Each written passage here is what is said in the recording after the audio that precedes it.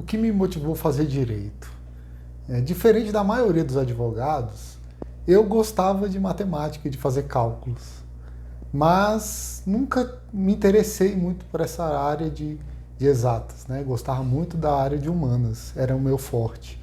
E no terceiro ano do ensino médio eu fiz um teste vocacional e que dentre as áreas que saiu lá para que seria uma das vocações minhas, saiu a área do direito.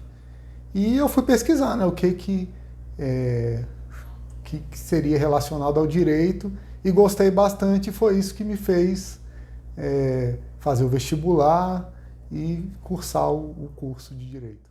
Sobre o curso de direito, eu vi que desembargador precisava ser bacharel em direito. Então eu vi na televisão uma entrevista de um desembargador, eu falei, eu quero ser aquilo ali, quero ser desembargador. Não era nem juiz, era desembargador. E foi o que me motivou a ir fazer o direito e buscar, né? Buscar sempre a questão do funcionalismo público. Nunca pensei em advogar, era sempre a questão do concurso. Depois, é claro que eu entrei na faculdade, eu comecei a ver o que era um desembargador, eu vi que era algo muito... não era através de um concurso público que a gente seria desembargador, e então eu foquei no concurso para juiz e outros tipos de concurso. Esse era o meu objetivo até o nono semestre, porque eu sempre também estagiei em órgãos públicos. Então o foco sempre foi esse, o serviço público. E aí, quando mudou a minha ideia quanto à minha carreira jurídica, no final do oitavo semestre, eu encerrei o meu estágio que eu fazia no Senado Federal e estava buscando um estágio para o nono e para o décimo semestre, porque eu precisava não pagar as contas, né? Mas o dinheirinho ali para se divertir, para sair com a namorada. E minha namorada, a atual esposa, ela falou que estava aberta uma vaga de estágio para o SESC. Eu fiz a prova, passei e comecei a estagiar ali. E dentro de uma estrutura de assessoria jurídica que tinha no SESC, e com uma característica bem próxima de um escritório de advocacia mesmo. E aquela advocacia, né, aquele convívio ali com os advogados, com a praxe de estar no tribunal todo dia, despachar com o juiz, despachar com o diretor, muitas vezes brigar ali com o servidor ali no balcão porque precisava de algo. E também foi um estágio que me proporcionou peticionar, e não só petiçõezinhas simples, petições mesmo, contestação, recurso ordinário, apelação, recurso, cheguei a fazer recurso especial, recurso extraordinário, então foi um estágio muito proveitoso. E eu fui gostando dessa prática e também eu via o quanto saía de sucumbência ali para os advogados. E eu falei, opa, isso aqui pode ser uma possibilidade, né? É algo que dá um dinheiro bom. Então, acabou que eu fui para essa área por gostar da prática, né? Mas também porque eu vi grandes possibilidades de ganhos. E como foi meu início na advocacia?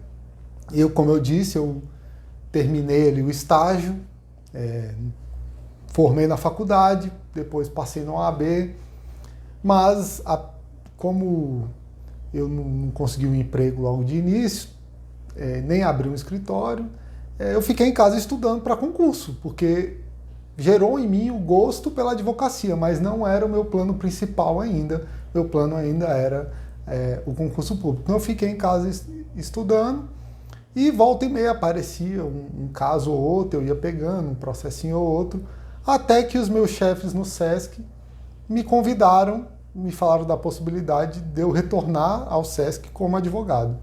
Então eu fui lá, conversei com a direção e retornei ao SESC porque esses meus chefes estavam aposentando, então eles me indicaram para ir substituí-lo. Então eu voltei ao SESC, iniciei essa advocacia ali, uma advocacia corporativa, e abandonei completamente o objetivo de concurso público, porque aí eu fui envolvido pelos processos, pela prática, e A advocacia é algo assim que, se você gosta, você não consegue se ver fazendo outra coisa senão advogar. Então, a partir de então, ali foi em 2007, desde então eu tenho advoguei muito tempo ali no SESC, até o ano de 2012, e não me arrependo. E por que eu resolvi abrir um escritório? Eu e meu sócio, nós somos amigos de infância e esse era um plano que a gente tinha de longa data, né?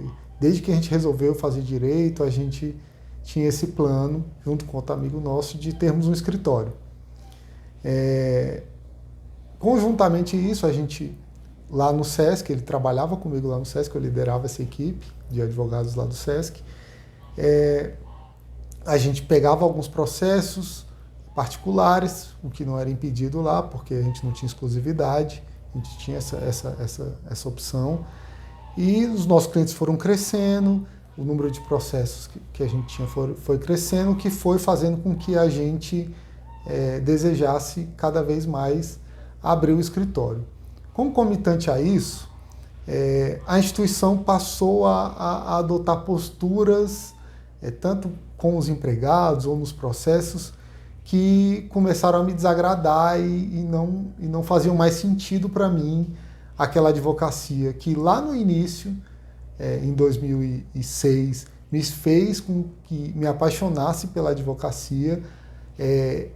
Aquela estrutura ali já não fazia mais sentido para mim por um conflito ético, um conflito mesmo de não concordar com as diretrizes da instituição. Não que elas fossem legais ou nada, mas mais uma questão pessoal minha, que eu não concordava com o que estava sendo feito, o que apressou a implantação da montagem do escritório. Então eu saí do SESC no final de 2013, justamente para abrir a Ribeiro e Avelar. Tudo correu como planejado? Assim, claro que não, né? Porque a gente planeja uma coisa e as coisas acontecem de uma forma completamente diferente. Eu, durante esse meu período que eu passei no SESC, né, eu convivia com muitos escritórios de advocacia do Plano Piloto, do Lago, um dos maiores escritórios de advocacia do país, que tinha o SESC no Rio, tinha o SESC em diversos estados. Então eu estava sempre em contato com as assessorias jurídicas, com os escritórios que assessoravam o Sistema S. Então eu tinha uma realidade completamente diferente do que era um escritório de advocacia. Eu pensei, vou abrir o escritório e daqui a pouco eu vou estar igual aquele pessoal que eu convivia sempre lá. E a realidade mesmo, ela é completamente diferente. O advogado que está ali nas trincheiras, que a gente fala no fórum todo dia, sem estrutura, tendo que correr atrás do dinheiro para colocar a gasolina no carro, para pagar o aluguel, ela é completamente diferente. E a gente, como eu disse, a gente vinha crescente a quantidade de clientes, tinha já um valor fixo mensal que a gente oferia no escritório, quando era só nós dois, só que era, assim, dividia 50-50 e não tinha custo nenhum quando a gente estava dentro do SESC. Agora, quando a gente abriu o escritório, passou a ter todo o custo de aluguel, água, luz, telefone, a alimentação que a gente tinha que ter, o deslocamento com o nosso carro por fórum. Então esse custo aumentou muito e o que aconteceu? A gente passou por uma crise financeira, o país, no qual 50% dos nossos clientes rescindiram com a gente, então a gente ficou numa situação bem complicada, mas que com o tempo a gente foi conseguindo contornar e permanecendo firme nessa luta. Não foi conforme a gente pensou, mas eu acredito que de tudo isso a gente foi tirando aprendizados que faz com que a gente esteja aí hoje há quase 10 anos no mercado e se estabilizando cada vez mais.